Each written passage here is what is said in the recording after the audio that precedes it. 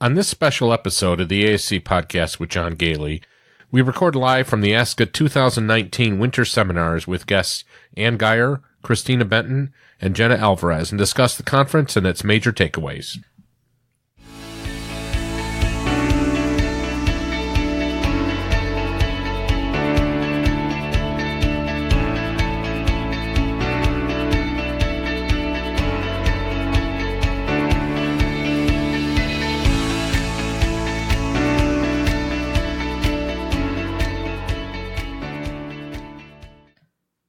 Welcome to the ASC Podcast with John Goehle, a bi-weekly podcast for anyone interested in the freestanding ambulatory surgery industry. This episode is sponsored by Ambulatory Healthcare Strategies. The ASC regulatory environment is increasingly challenging, but organizations that outsource their regulatory oversight to ambulatory healthcare strategies have an edge. AHS works with ASCs to oversee their quality improvement, risk management, emergency and infection control programs, run their meetings, develop education programs, and always be prepared for surveys.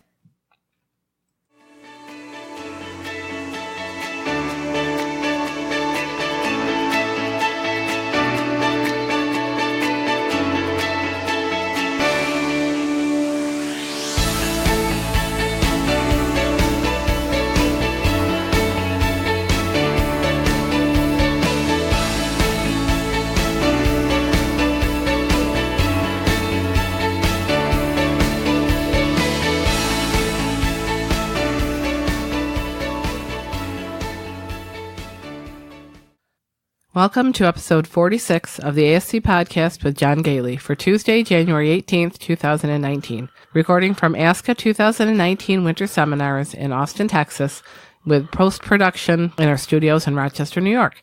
This is Sue Cronkite, Senior Nurse Consultant with AHS. I'm here with John Goehle. John is one of the leading experts in all aspects of freestanding ambulatory surgery industry and the author and co-author of over 10 books about the ASC industry, including the Survey Guide for ASCs and the recently released Finance and Accounting for ASCs. John speaks frequently at both national and state ASC meetings on a wide variety of topics and is the owner of Ambulatory Healthcare Strategies. So we're finishing up our recording about a week after the conference. We've had kind of a tough week. We got caught in a blizzard on the way back from Austin. Lost our voices. Yes, we've had colds. and by the way, we probably got that our sickness from some of the speakers, other speakers there, which you'll hear about in a brief period of time. But I don't know. It's been such a tough winter. Yeah, for everybody, I think. And yeah, the weather was awful when we got stuck probably an extra day on our way home, and Jenna got also stuck. Yeah, she was way late, and she didn't actually get home until Sunday evening. We got home about Sunday afternoon. Yeah. After getting stuck in a blizzard and having to stay overnight in just outside of Cleveland, Ohio. So yeah, it was quite an adventure, I would say. So we're finally able to record. So what we're doing in this podcast is we ran out of time when we were recording live. So what we decided to do is all the guests had a chance to speak, and then you and I decided that we would record afterwards. So kind of fill in on some of the stuff we saw. And again, as we said, we've got colds, so both apologize. Right. Different voices are a little hard. And we should note when we do get to the second section that the quality of the recording will be different.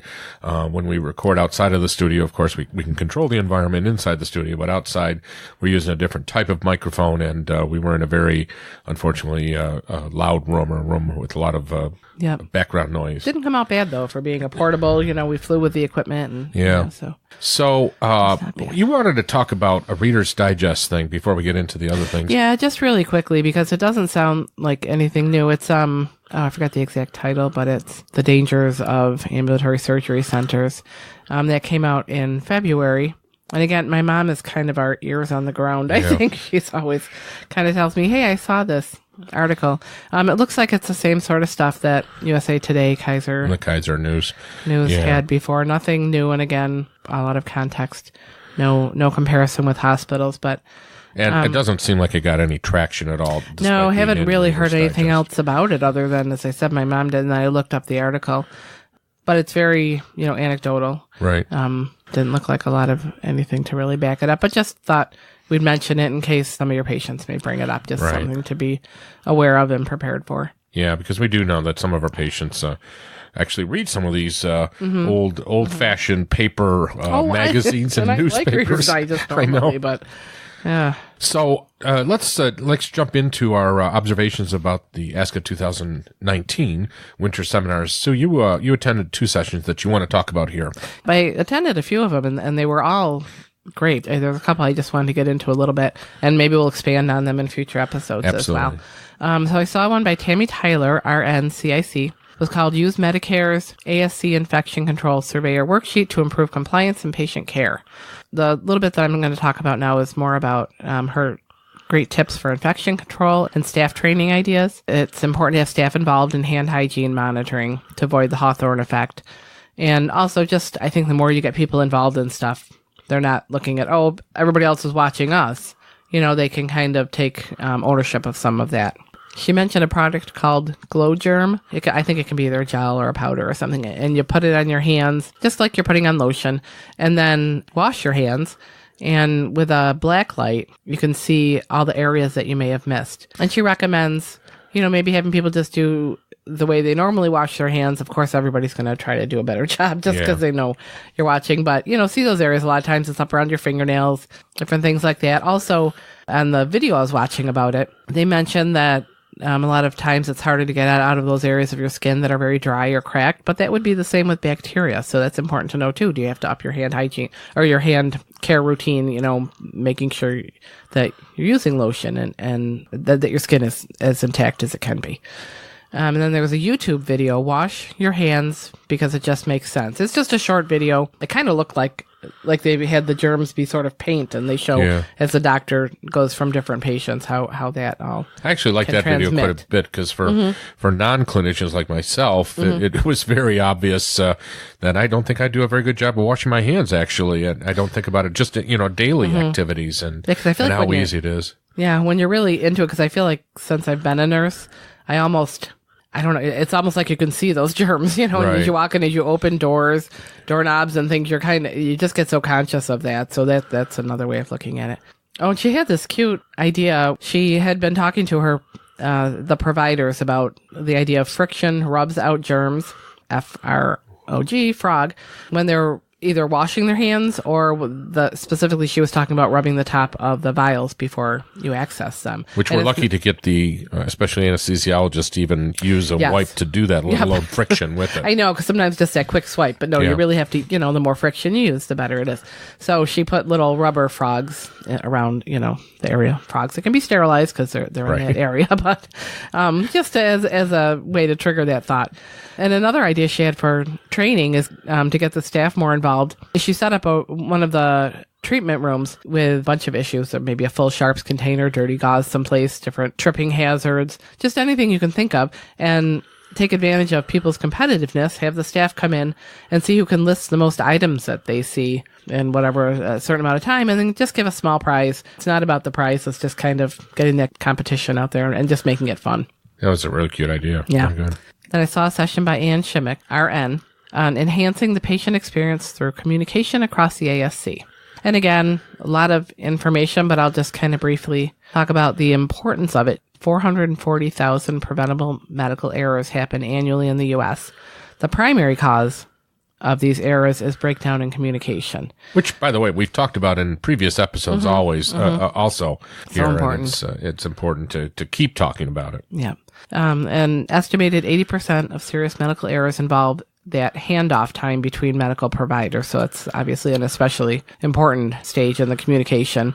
And she talked a lot about the ISBAR communication. I think a lot of people are probably familiar with that. The introduction, situation, background, assessment, and recommendation. So she had covered communicating to the patient, for the patient, about the patient. So those were when we're communicating about the patient. And now probably in a future episode, we'll delve into that a little more deeply. One of the things she talked about is when communicating to the patient, that it's important to sit down when you're talking to them whenever possible, that they've done studies and it really changes the patient's perception of the amount of time you spent. It might be the same amount of time, but they just don't feel like you're rushing. Preparing the patients for wait times and, as we've talked about before, for pain expectation. Sometimes just letting them know, you've had this surgery where, cutting into you, we're stitching you up. It's going to be uncomfortable, but we're going to do everything we can to make it as comfortable as we can for you. I guess that's what we call managing expectations. Yes. Right? Yep. And as we said, the wait times, if somebody's running late, just taking a minute to say, that the doctor really likes to be on time, but he's had a complicated case that happened. He's just trying to finish that up. And it kind of makes them feel like, okay, well, if something happens with me, he's going to take the time rather than sitting there feeling like they're being ignored. Talking up the facility and other providers, saying, this next nurse coming up, she's great. If I had to be here, certainly I would want her to be somebody taking care of me. Just to, again, build their confidence in that. And another thing, which I haven't heard of people doing before, but asking people either on the pre-phone call or when they're there, is there one thing we can do that will make the most difference to you? Because we never know. If they say, I just really need to know what's happening. Yeah. Other people might say, I just really need to be comfortable. I get cold a lot. I want a warm blanket. I mean, there could be anything, but just sometimes that one thing can really change their experience, and for us to ask them so that we know. Or maybe they might be concerned about something and afraid to ask the question. So, and maybe it's something that's relatively minor that you can address even before the patient comes in for surgery. Yeah, that you wouldn't even think about. So I'll just talk about my session, which was on finance and budgeting. And one thing that was interesting, Sue, is I was sitting in the audience listening to another session, and one of our listeners was in front of us, and I guess she recognized my voice, and she turned back and told us how much she enjoyed our podcast. And I always take those opportunities to say, what would you like to hear on future podcasts? And it turns out that she was actually a business office manager in an ambulatory surgery center, and which is interesting because we don't talk a lot about finance. But even business office managers find, the podcast very useful too. And she did say that she would like to hear more about finance and in particular budgeting. So to that point, of course, we have talked a bit about adding it. We haven't really ramped it up too much yet. And, my session at ASCA Winter Seminars was called an Introduction to ASC Finance and Accounting, recognizing that this is a big issue, especially for nursing staff who generally don't have any finance and accounting in any of their training programs. Yeah. Even at the master's level, by the way, that's not frequently something that's included with the content. So we would like to add more information about finance. Or you would like to add more information about finance. I won't be much help in that, but maybe I'll learn something. You can always play the devil's advocate and ask the questions from a nursing standpoint. Yep. So, my session on finance and accounting was very well received. Generally is because nurses really, I would say, crave this information. I think that they feel, really ill prepared to deal with finance issues or even talk about budgeting. They're probably handed a budget by their administrator and told, this is what you have to live in. And they're even afraid to ask questions because they probably just assume that the administrator thinks they have all that financial background. So my session generally is usually geared toward nurses, and but there were a few finance people in the that were new to the industry that found that the session was good also. So during the session, we talked about balance sheets, income statements, and how to use them. It's not just not talking about what they are, but what use are they? What can you do with a balance sheet and income statement? How can you use it to actually make some changes to improve the operations and improve your financial viability? So over the next year, we're going to start integrating basic and more advanced finance information into our podcast to help you learn a little bit more about it. Perhaps prepare yourself a little bit more for the CASC exam if that's something that you're going to look into. And we're going to try again to see if the CEUs are useful to people that our members. We haven't found that to be particularly helpful or a utilized thing within our podcast. So we'll see what happens over the next year.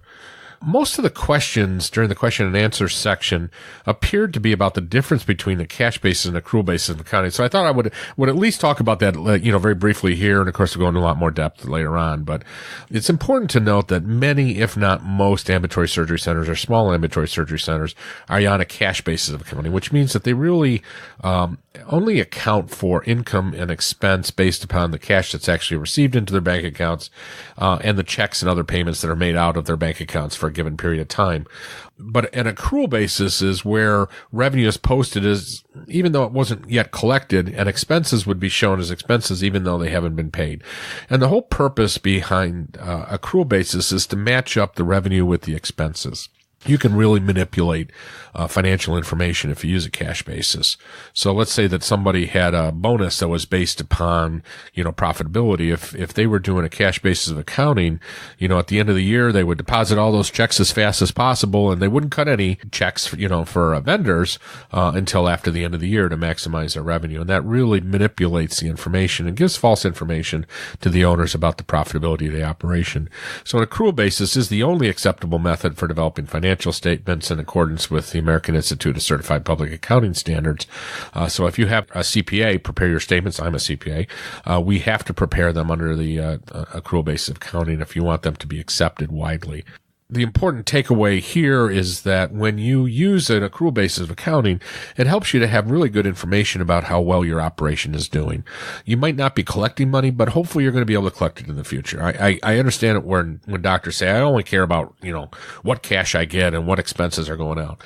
Well, you should care about what you hope to get in the future because you don't want people to slip up. If you're not accounting on an accrual basis, you're not keeping an eye on the remaining balance of receivables. You're not keeping an eye on your people to make sure that they are going out after every last dollar that's coming in. So it's important to do that. And likewise, you don't want to be surprised with with invoices that come in, a little bit late and suddenly you have to pay them. So that's my argument there. So I really do encourage everybody that's on a cash basis of accounting to consider a more advanced accounting methodology. If you want more information about finance and accounting, certainly ASCA 2019 in Nashville is going to have a number of sessions. I'll be doing a couple more sessions there. As we said, listen to future episodes and premium podcasts. Okay, and this is a perfect time to mention the book. The new edition of Finance and Accounting for ASCs is now on sale. It's compiled by nationally recognized experts in ASC finance, including, of course, John Goehle, and illustrated with real-world examples from ASCs. This book covers the fundamental concepts every ASC manager needs to know to protect the financial health of their ASC. There's chapters on basic accounting principles, financial statements, financial analysis and budgeting serve as essential tools for training new ASC staff and as a comprehensive review for experienced ASC managers. All material in the latest edition has been reviewed and updates made if they are needed. A new chapter on strategic planning helps ASCs build for tomorrow based on their strengths and weaknesses today and can help users take their facility to new heights. So if you do want a copy of this new book, go to ascassociation.org. And I guess this is a good time to plug ASC Association. It's the beginning of the year. Sue, I noticed that I hadn't renewed our membership. So while you were finishing up your notes, I did log on to the website and pay our membership dues. So if you've forgotten or, I always seem to forget on time to renew my membership. This is a good time to do it. There is no better organization out there for ASCs in preparing you for the industry and supporting you and keeping an eye out for our interests in Washington. Yeah, so important. Go to the ASCassociation.org and we'll plug the ASCA 2019 conference in a little bit. But why don't we take a break and then we're going to come back with the live section. It's not live now, of course, but what we recorded while we were in Austin, Texas. And here it is.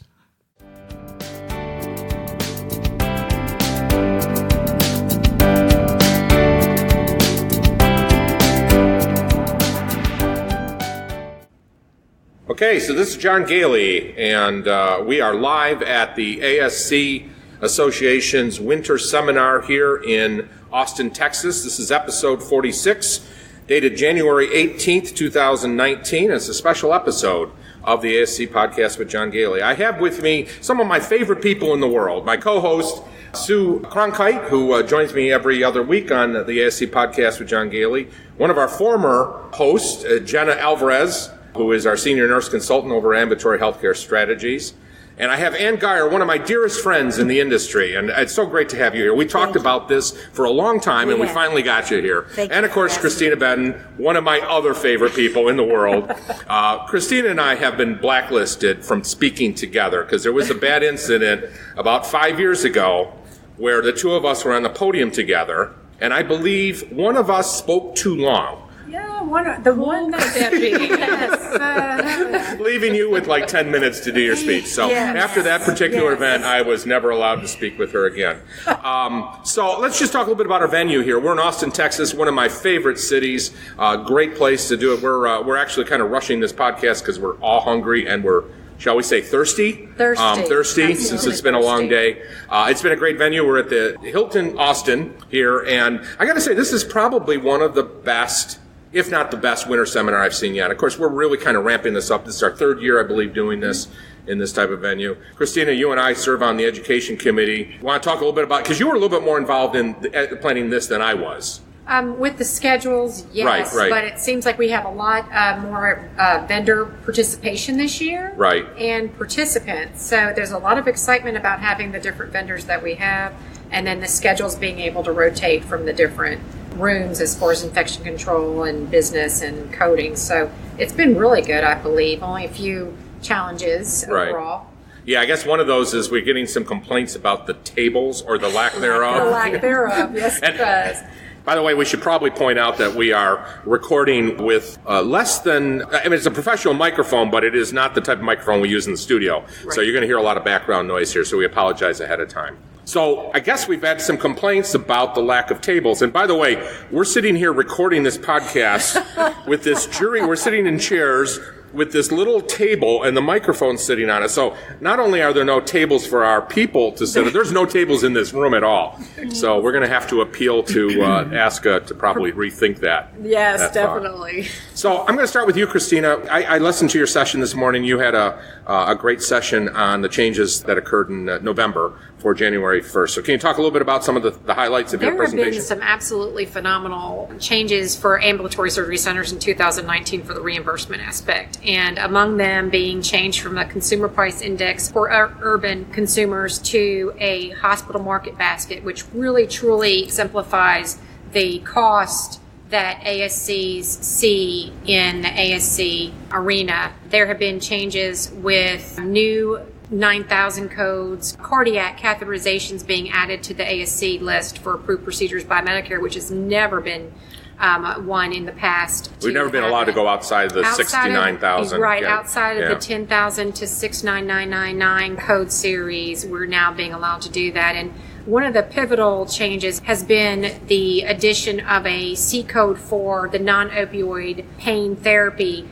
which, as we know, is such a crisis in the United States now to try to reduce the opioid addiction. It is a code that will allow the ambulatory surgery centers to be able to bill for a drug that serves as a supply when infiltrated into the surgical site or procedure. So this is phenomenal because the hospital outpatient departments aren't getting reimbursed separately for this particular C9290 code, but the ambulatory surgery centers will be reimbursed. So that is a phenomenal one because it may mitigate or bring the migration of procedures to the ASC in addition to the increase in the inflationary rate factor for ASCs. Both of those may bring a migration of cases to the ambulatory surgery centers, as it should be, because we are top notch when it comes to patient satisfaction and care. Absolutely. This is a great environment for all of our patients. To that end, we talked that, so we'll just be upfront. The drug that we're talking about right now, there's only one drug right now, it's Exparel. Correct, one drug. You and I talked about this a little bit earlier today because one of our concerns right now is that this opening of a non-opioid option, it's not meant to be used for every single case, right? That's correct. We've already are getting questions regarding off-label use of the C9290 utilization for Exparel, and it should not be used for anything but the intended currently listed in the final rule for ASCs for CMS, and that is for when it's being injected into the surgical procedure, surgical site, for example, a knee or a shoulder. It's infiltrated into the wound at that point. There are questions about the post-op pain type of procedures, and that is definitely a gray area right now. We are investigating that. We have questions being sent to CMS as we speak to clarify that. Facilities should not run with it. Don't be greedy, because the minute you're greedy, it will be taken away from you. That's exactly right. And there will be other drugs coming up that will fall into this category. Yes. And that the CPT, by the way, we do need to put a disclaimer here. Please remember that CPT codes are a copyright of the American Medical Association. All rights are reserved. So there is a code for that. It's C9290, and it's for bupivacaine, lysosome 1 milligram.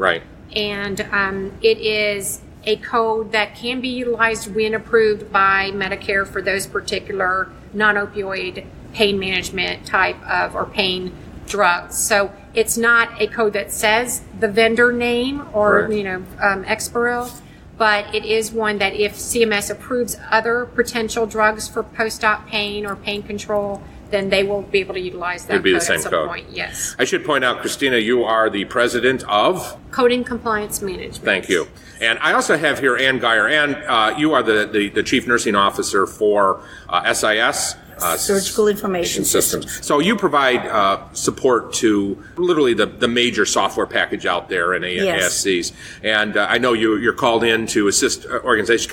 It's almost like a free service, I should say. I don't do sales. Right. I never go in to do sales. But then if our clients have operational issues, or they need a regulatory compliance audit, or they need help with inventory, help with business office operations, then I can come in and help them. And most of the time I like to come in on site for 2 days and work with them, because then I actually see what I'm dealing with. Some centers I only work remotely by email or phone, and I can do that, but I'm in a situation where I don't actually see what they're doing. And a lot of times that doesn't work as well. What works ideally for our clients, and not all of them work with our products. Some of them are other company products, and I have one surgical hospital that I come in and do my audit, work with them on whatever they have requested me to work with, and then have an ongoing support system set up.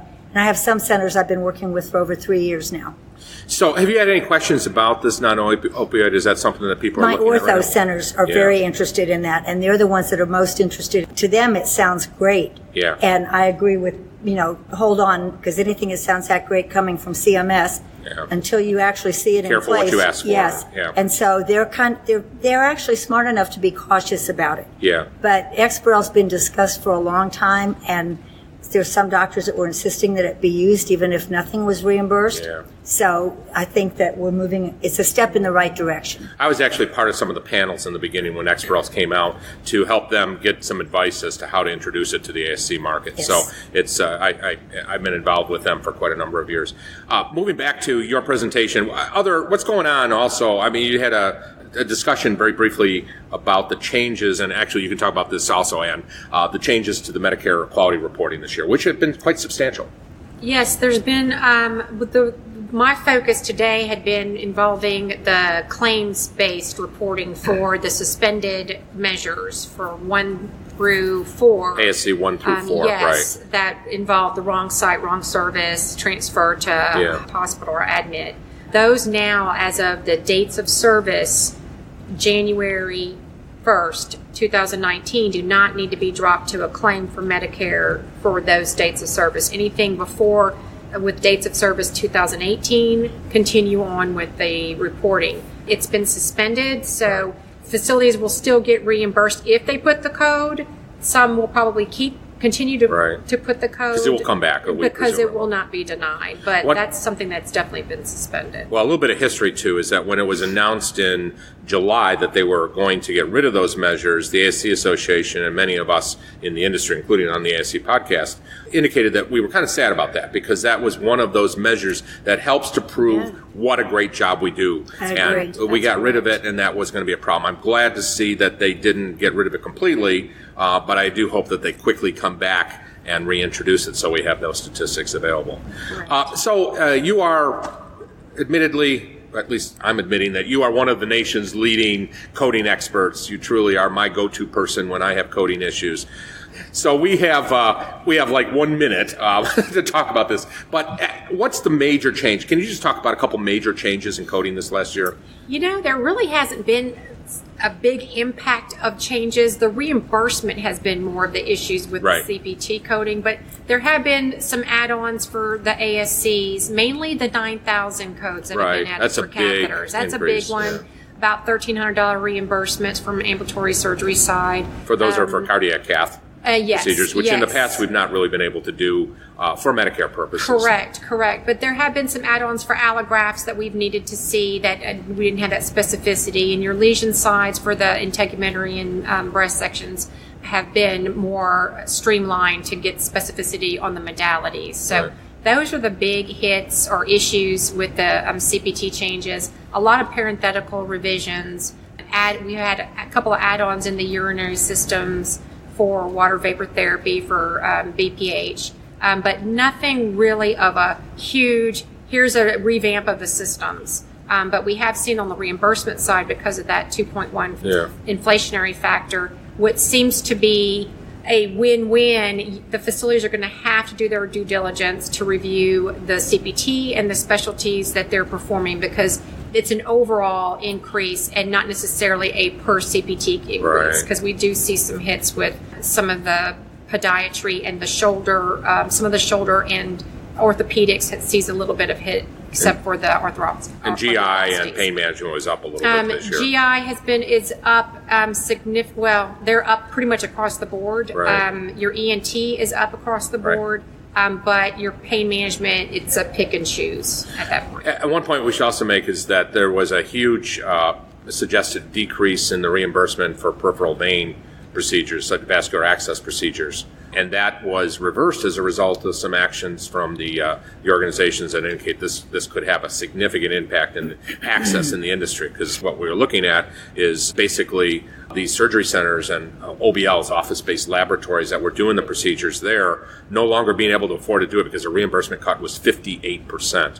And we were looking at the possibility of those going back to the hospital. That was partially reversed. It did not go all the way back, so there's still a cut, but that was a nice win. And as a matter of fact, we're sitting in the room where there was just a presentation about those access. So if you are in a surgery center, you need to start thinking about vascular access, area that we really haven't spent much time thinking about in our industry. Thanks so much, Cristina. I appreciate that. And feel free to chime in throughout here. So I'm looking at you, Ann. Yes. First of all, Ann, I saw Ann last night. We were going to dinner, and she's sitting alone at a table, and nobody in this industry, is really allowed to sit alone.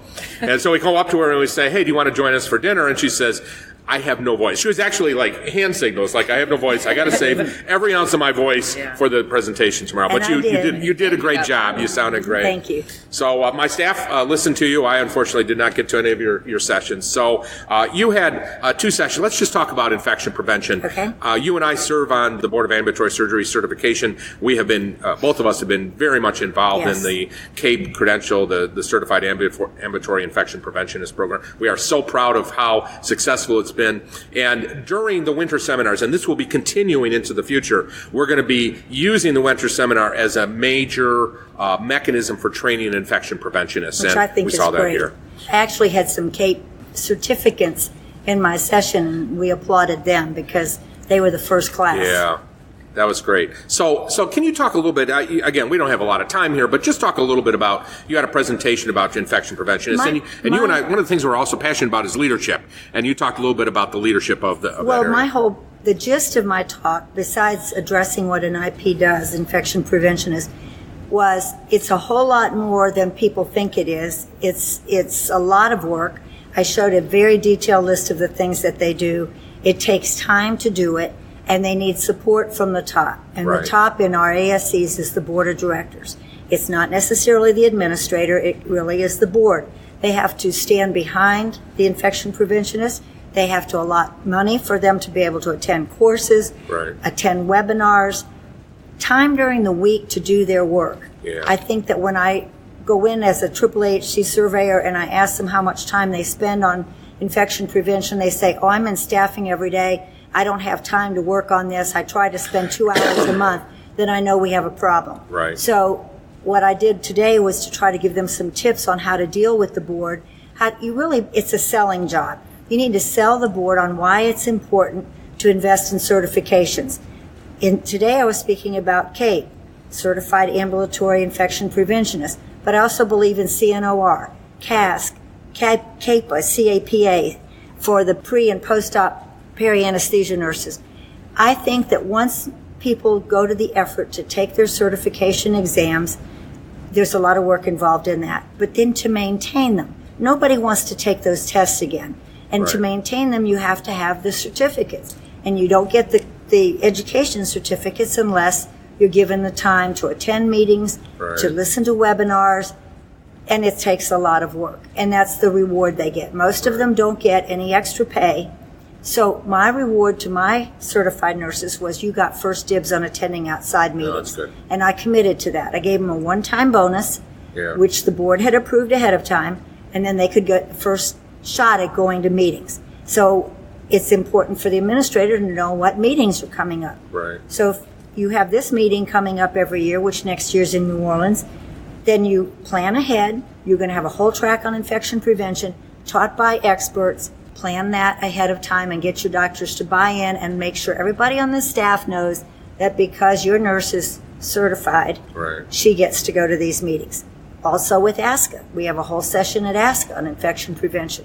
And that's the next one coming up. That's the next one. So we've talked for the last 2 weeks, or last 2 episodes, about the New Jersey situation, which is a fascinating situation if you think about it, because the Department of Health in the state of New Jersey, as we understand it from what unfortunately little has been presented, basically went into this organization, which has no history of infections, and determined that this organization needed to report to all of their patients in the last couple years that they had poor sterilization, and as a result of this, they shut them down. They shut them down for 3 weeks, and fired all their sterile processing people, and notified them in writing that they might have been exposed to the possibility of having an infection. Disease. But there are no actual infections here, and that's the important thing: is that just because you don't have any infections doesn't mean that you couldn't get into trouble. This is an organization didn't even have any proof that there were any infections. And I'm not defending them at all, but the Department of Health saw such poor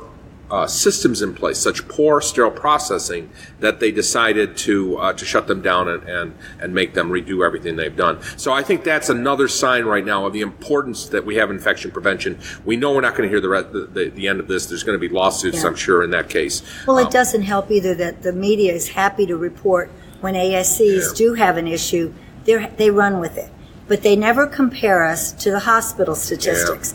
And if they did, it would be blatantly obvious to everyone that ASCs are really much. If I had to have a total hip, I'd rather go to the ASC to have it done.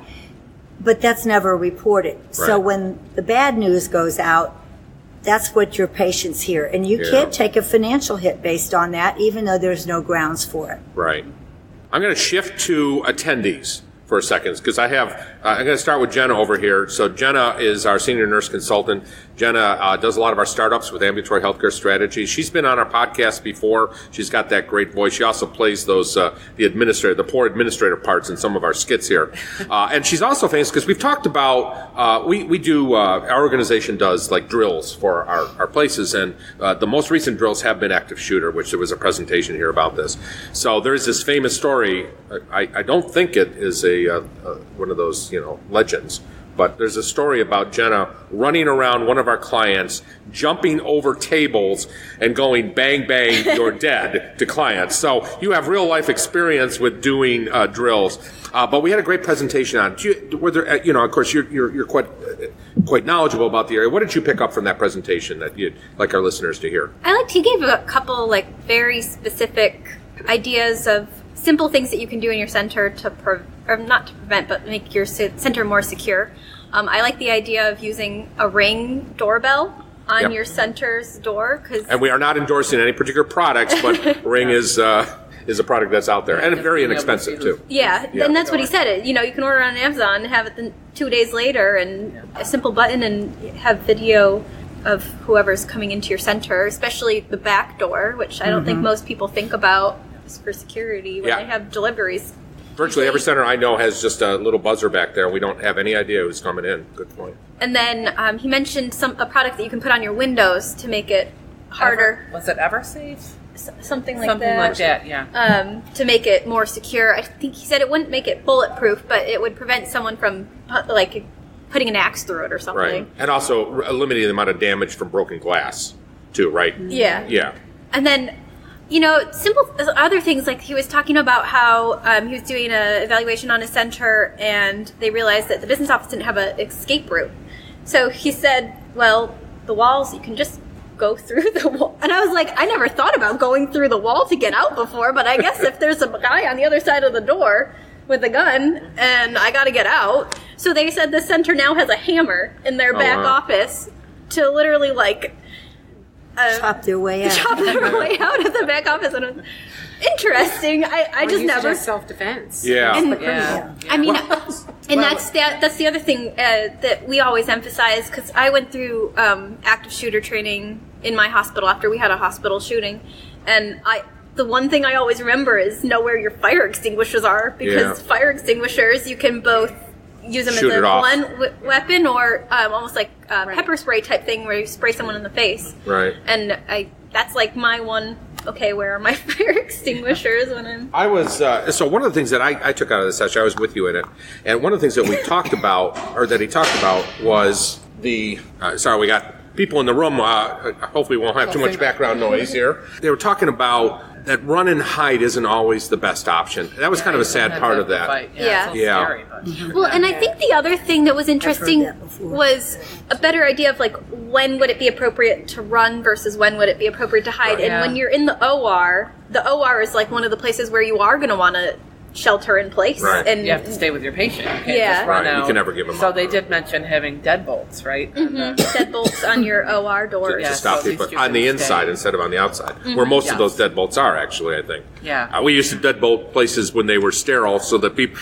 I'm looking at Ann, because we've been around a while. Well, we've all been around a while. But And he was saying, when you were talking about the business office, too, he was saying a lot of people know an escape route from where they normally are, but he tries to let them think about where they might be. Like, say you're visiting somebody else's office and you don't really have, you should have an idea of how to get out from different areas in the center or where to shelter in those different areas. It's an awareness, too. I mean, always be aware of your surroundings wherever you go to see where there is an exit. this isn't just surgery centers, too. When we do this training, and by the way, anybody that has not done an active shooter training, you will find that you will get participation. This will be one of those drills that you're going to easily be able to write up so that when Ann Geier and I are coming out to do a survey, we'll be able to say this is a great Someone recently I heard that they did a mock drill, and it was probably at a talk like what you did, and they used an app on their phone that sounded like real gunfire, and the people thought it was real, and the whole surgery center panicked, and they talked about, you talk about an active drill, they all took it seriously. They were calling 911. I mean, so it was kind of a little too realistic. But you've got to do them. You can't, and it's a sad state of affairs that we have to do those. Yeah. Well, and I think that was the other thing that I thought was interesting is that they would go into centers when they do their things and actually shoot off guns. Right. So they knew what the sound was. In different locations, and had staff rotate through so that they could hear from the different locations what a gunshot would sound like. And it does sound different. In some areas, they might be like, oh, what's that? And not really be alarmed about it. That's exactly right. But I was right. wondering the same thing, like how do they make sure people around the center aren't calling the police, because you would think they would hear that and they would get nervous, but it's a good thing. If you are interested, Amateur Healthcare Strategies does have a drill kit that we've written up, and just send me an email. I'll be glad to send that out so that you can be just like Jenna, hopping over the hopping over those tables in order to do that. Well, it was funny because that was the center that they have badge access to everywhere, and they thought they were super secure. And I went into their waiting room and I said, your reception desk where you have like the little desk to counsel patients, you could just jump right over that, and you're right into the business office, which enters into the rest of the center. And so it really made people think, because they thought they were safe. Yeah. So this has been great. I've enjoyed, as I always do. Now, I'm taking everybody out for dinner tonight, also to thank you for this. Dinner and perhaps some libations. To celebrate. So thank you so much, Ann. Thank you so much, Cristina. And, of course, my regular crowd here, Sue and Jenna, for helping us through this. And this has been a great conference. So we'll sign off.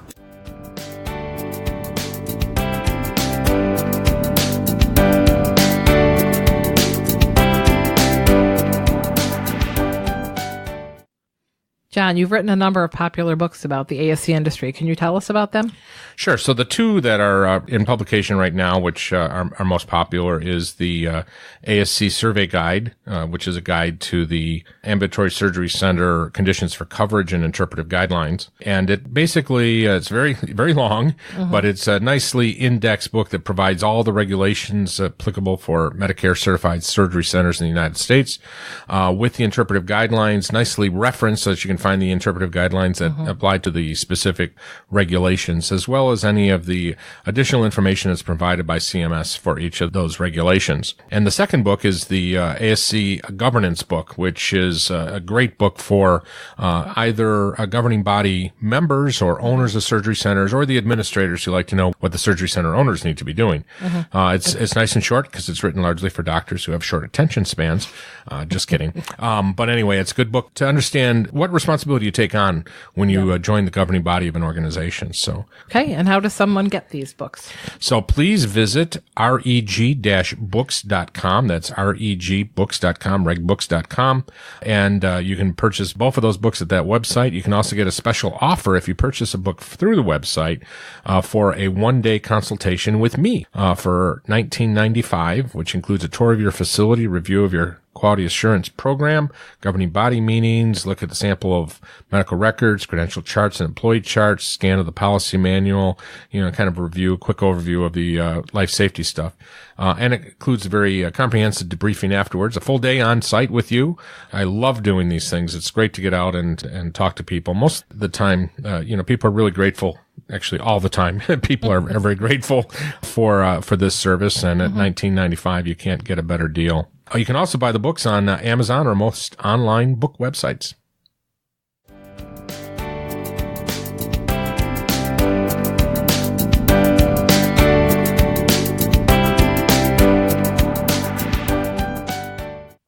So let's talk about some upcoming events in the ASC industry. Every episode, we will inform you of upcoming events. If you would like your event to be included in the podcast, please send the event information to info@ascpodcast.com. And I really do want to emphasize how important it is to send us this information. We do search the internet for dates and times, and we're very supportive of all the organizations that serve the industry, in particular the state associations. So, and Sue, this is probably a good time to plug. We do work with state associations, quite a number of them already. And if your state association has an upcoming conference and would like us to do a special podcast from there is no cost to you. All we ask is that we get a free attendance at the conference. We'll pay our travel expenses to get there, and we'll record a live session for you that will be focusing on your state. So the ASCA webinar series for 2019 kicks off on Tuesday, January 29th, 2019 at 1 o'clock Eastern Standard Time.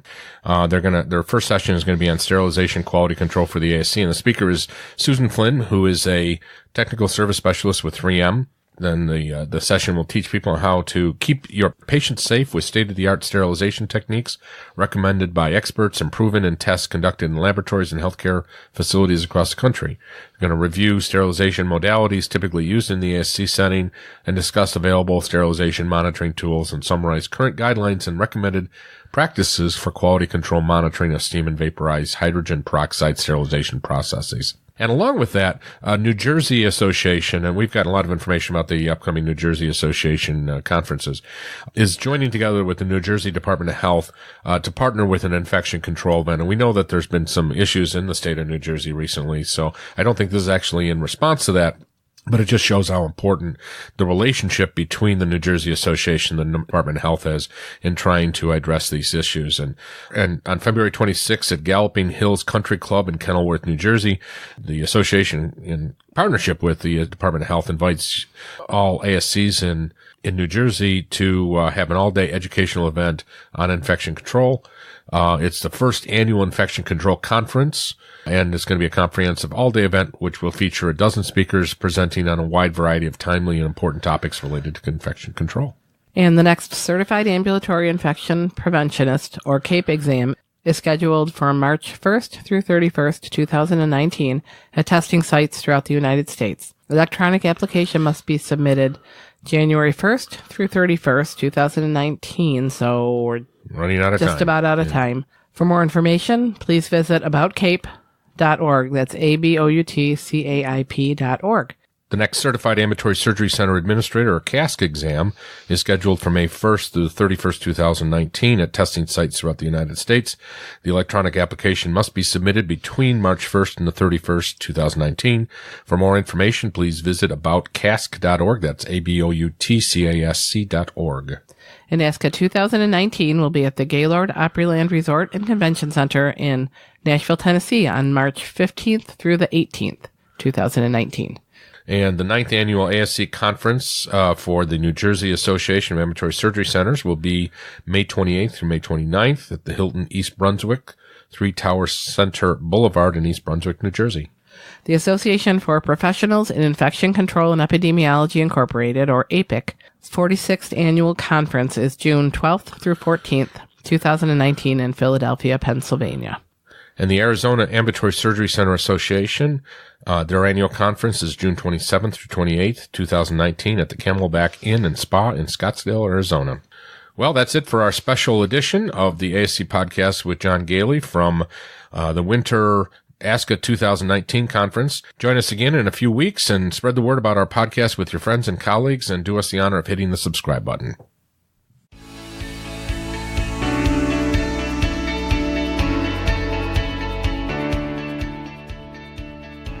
This podcast is an educational and operational tool and is not intended to be a comprehensive resource for all the rules, regulations, and standards that an ambulatory surgery center must meet.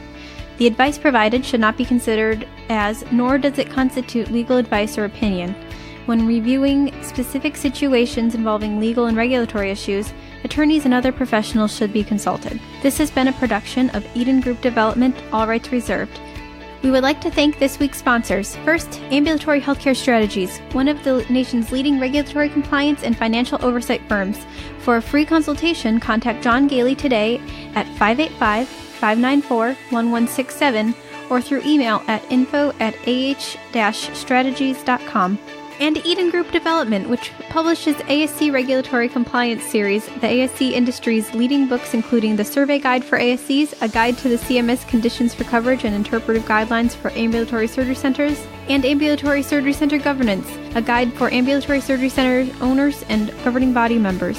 These must-have books are available on Amazon and Barnes & Noble or directly from the publisher at reg-books.com. That's reg-books.com. If you're interested in advertising or sponsoring the ASC Podcast with John Goehle, please email us at info@ascpodcast.com. We would love to hear your questions and comments. Please email us at comments@ascpodcast.com.